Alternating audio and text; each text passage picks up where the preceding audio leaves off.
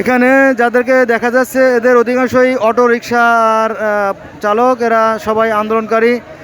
তবে এত বড় একটা গুরুত্বপূর্ণ সিদ্ধান্ত নেওয়ার আগে অবশ্যই সরকারের বিচক্ষণতার পরিচয় দেওয়া উচিত ছিল, বিবেচনা করা উচিত ছিল। কারণ এদের প্রত্যেকের সংসার আছে, এরা এই অটো রিকশা চালায়, তো এদের বউ বাচ্চা, তাই না, সংসার চালায়, স্কুলের বেতন দেয়, ওষুধ কেনে, তাই না। তো এরা সকাল হলেই তো বাজার করতে হবে, এরা কোত্থেকে করবে, তাই না। এদের একটা বিকল্প কাজের ব্যবস্থা করা উচিত, অথবা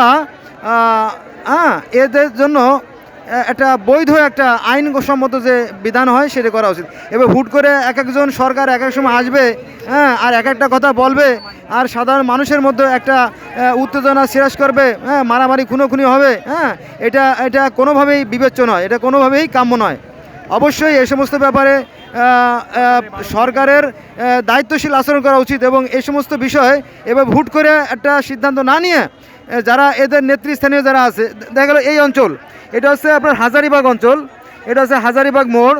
তো এইখান থেকে দু একজন নেতা, আবার মিরপুর থেকে দু একজন নেতা, যাত্রাবাড়ি থেকে দু একজন নেতা, সাভার থেকে, গাজীপুর থেকে, এভাবে নেতাদেরকে নিয়ে ওদেরকে নিয়ে আলোচনায় বসা উচিত ছিল। এটা ছিল সরকারের বুদ্ধিমত্তার পরিচয়, কিন্তু অত্যন্ত পরিতাপের বিষয় সেটা সরকার করে নাই। এটা সরকারের একটা ব্যর্থতা বলে আমি মনে করি।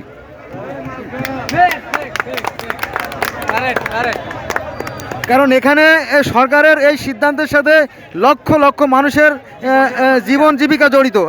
নিঃসন্দেহে এটা অত্যন্ত গুরুত্বপূর্ণ বিষয়। সরকার হলেই যে কোনো সিদ্ধান্ত যে কোনো সময় হুট করে নেওয়াটা আদৌ সম্ভব না।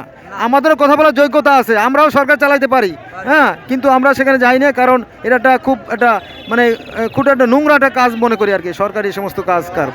কারণ এদেশে মানে কি বলবো, রাজনীতি করার মতো পরিবেশ দেশে নাই।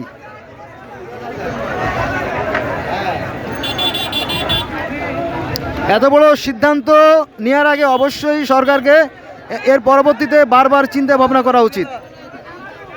এত বড় সিদ্ধান্ত ইচ্ছে করলেই, ক্ষমতায় থাকলেই নেওয়া যায় না।